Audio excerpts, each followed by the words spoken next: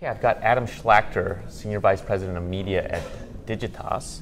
And so we've been talking a lot about how do brands tell stories in an authentic way.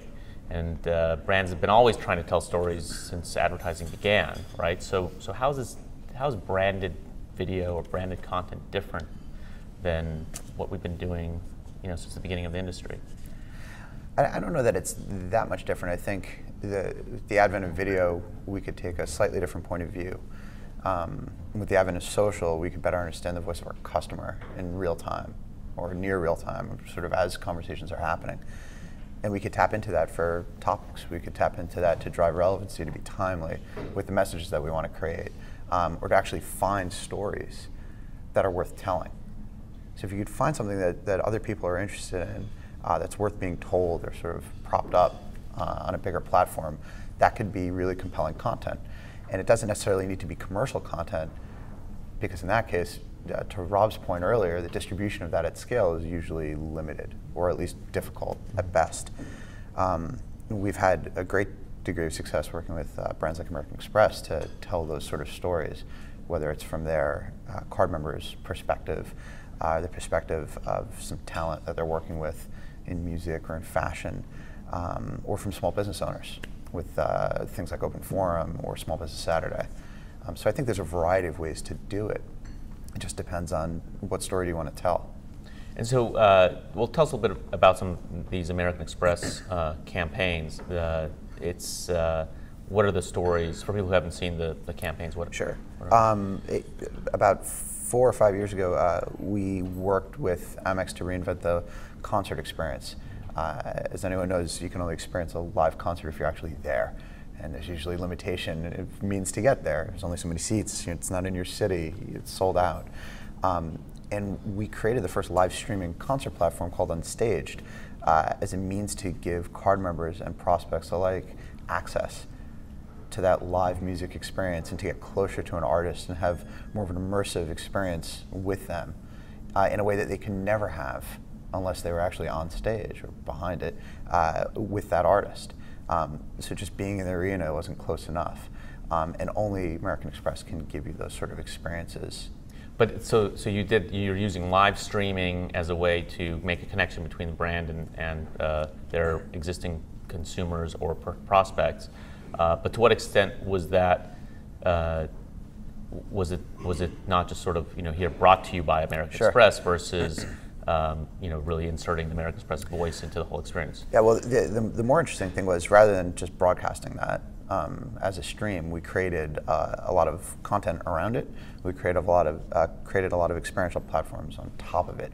So ways that you could tweet in your favorite songs to vote for the encore, to create avatars that would sort of be part of the set, so you can actually be part of the show, to create more shareable sort of moments that could be more personalized and tailored to your tastes or your favorite parts of that show. So there were a variety of ways, and you had to do it differently for every artist, for every venue. Everyone from Usher to Coldplay to most recently some shows we did with Vampire Weekend earlier this year. So reinventing that experience time and time again was a fun challenge, and coming up with new ways to find means for the audience to participate was a huge opportunity, because otherwise it'll get stale, and otherwise it'll be easily imitated. And to consistently stay ahead isn't easy, but it allows you to innovate. So that's a great example where you're combining video with social channels to basically use the people who you're reaching to amplify your voice through them, right? To what extent is it important to have these combinations of different channels when you're having a campaign, and how do you make that work versus how do you avoid that could backfire too, right? People can say whatever they want. I think it depends on what you're trying to do, right? So if you think about the role of video, digital video in particular, if you bucket it in some more distinct ways, you're either trying to inspire someone to take an action, you're trying to inform them and arm them with a perspective that they're seeking out, or you're trying to entertain them. And no matter what, people are attempting to do whatever video they're seeking for. You could probably find a way that it buckets into one of those three categories. But based on that, you have to make sure you're delivering that experience. It's got to be clear. It's got to be consistent. It's got to have a distinct voice and perspective, and something that people are going to be willing not just to watch, but talk about, post, to keep, to come back to. And that's hard to do. So what do you find is a better trigger to trigger that social conversation? How does video compare to other campaigns? Whether you could have a social media campaign that's just on Facebook and Twitter that's just text-based. You could have an image-based campaign, and you could have a video-based campaign. Do you have any sense of is one medium better than another in terms of triggering that kind of conversation? I think it comes down to the audience and to their mindset, and you have to sort of program it appropriately for who you're trying to speak to, the moment that they might be in, the device or screen that they might be interacting with, or the multiple experiences they might be having. So it's a unique combination every time. It's almost, unfortunately, a bespoke approach that you have to take each time, which does limit the scale. So there is this conventional wisdom that the 10-foot experience is a lean back, and video, no matter where you're watching, is a lean back experience. But yet what you're describing is very much a lean forward experience. And I would think that depending on what time of day it is, what device you're looking at, it doesn't matter whether it's video or not. It's just what state of mind you're in, whether you're willing to lean into it. Yeah, I would agree with that. I mean, we're experimenting with a multitude of platforms and screens and topics.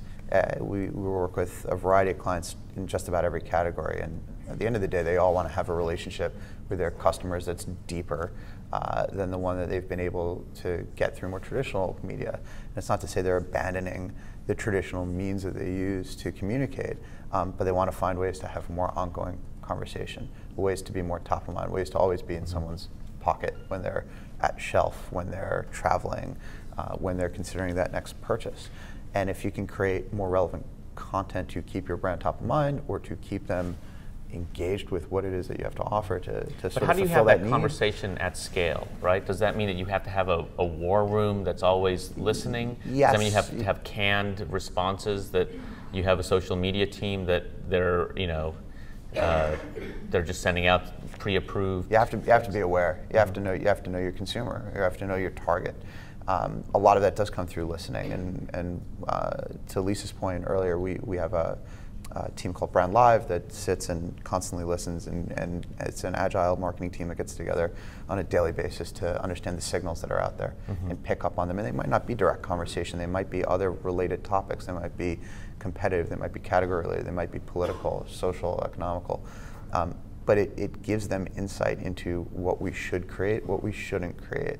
Whether it takes the shape of long-form video, it's distributed through social, it's something that we create as a vignette to run on air, it depends. I think there is no one way to do it. If there was, it would be easily sort of replicated and probably not all that effective over time. Right. The half-life of the content would certainly decrease quite a bit.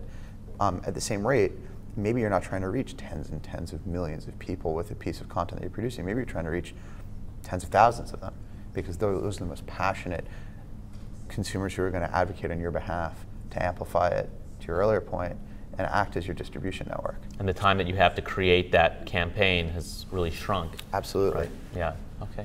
Well, terrific. Thank you so much. Thank you.